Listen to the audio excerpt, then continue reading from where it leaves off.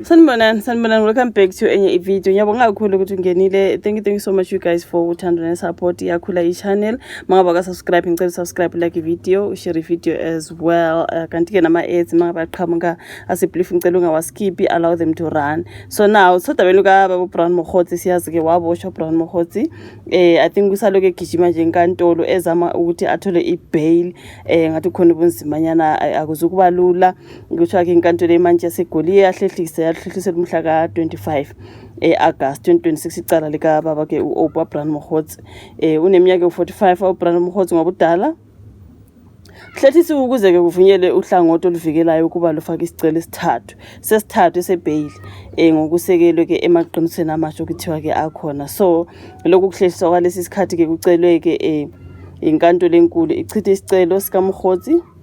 Icelo luhlangothi oluvikelayo ngemva kokuba ke inkantolo isichithe isicelo sakhe sokudlulisa icala mayelana ke nokwenqatshwa kwebail ngomhla ka 29 kuJuly. So Mokgotsi usevalelwe esitokisini kuze kube yilapho nje kulalela khona isicelo sebail kuthiwa ke mhla ka 3 November 2025 Mokgotsi wabikela amaphoyisa ukuthi yena ke ngenkathi eshayela yeDeForest wahlaselwa ngabantu mangabo sakhumbula ababegibele idlole elincane okuthiwa ibhaki athi kwe badubula ke izikhathi eziningi bebhekise emotweni yakhe okwamphoqa ukuba ame abese ebaleka ngezinyawo. Uhulumeni ke uphikisana nalokhu ngokuthi kumbiko wawungamanga nokuthi isibhamu sadujula ngamabomu ukuze kwakhiwe umbono ukuthi kwakukhona umzamo wokubulala ubaba Brown Mokgotsi. Wayifeka yonke le nto yayingekho.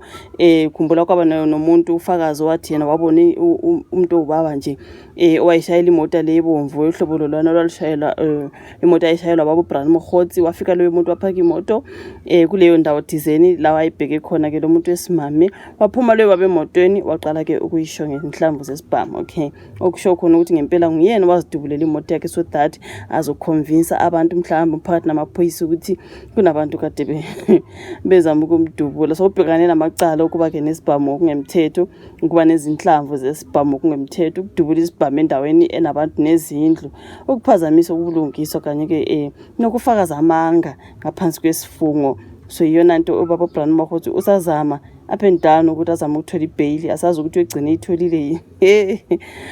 Okay, yilona luka baba Brown Mokgotsi. I think sizokhuluma ke ngolunye futhi oluka mama ke uHlengiwe Buthelezi okuthiwa ke uyi-girlfriend ka baba ke uVictor Majola loya owaboshwa eboshela icala ke lokubulawa ka DJ Warras.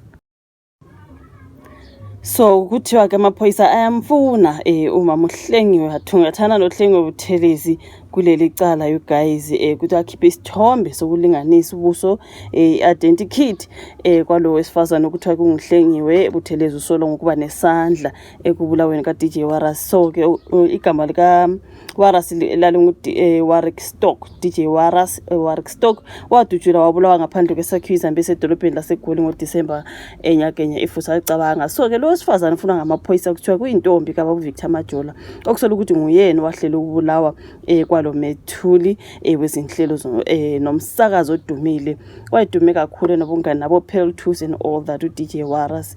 uButhelezi wabo oshiqaleni imanga uyakhumbula ngenxa yokubandakanyeka kwakhe kulolu daba kodwa wabe esekhululwa. Amaphoyisa acela noma ubani ke ongaba nolwazi mayelana ukuthi ke ukuphi ukuba ke azobika emaphoyiseni guys bayamdinga ke umama uButhelezi kuthiwa ke i-girlfriend ka baba Victor Majola nje basazi ukuthi baba Victor Majola waboshwa nalo yafana waseMozambique ukuthiwa uArmindo Phakula mangabe ngilibiza kahle igama lakhe. So yibaboshwa ke lwana ke usegwetshiwe waseMozambique Armindo Phakula kuthiwa wagwetshiwa iminyaka u25. Ngicabanga ukuthi ivideo ngeke ngayenza kule channel. So ubaba Victor Majola nguyena ke kuloko udaba lwakhe lupostponiwe. So in this case kufuneka le girlfriend yakhe. So mina ngiyazibuza ukuthi engabe sasekhona nje guys inside the country noma mhlambe siwaphuma nje waya in other countries. Uyabazi phela guys mase kwaboshwa kanje wakhulula esazi ukuthi basazomdinga thola ukuthi akase lapha nje la khona. But anyways kuthiwa amaphoyisa ayacela ongabe enolwazi ukuthi ngabe kuphi lo mama azisa amaphoyisa lona daba futhi olukhona lana you guys. So yeah man, other than that ngiyabonga kakhulu ukuthi ubuke video, like, subscribe, share ke asibonane kwezolandela. Bye.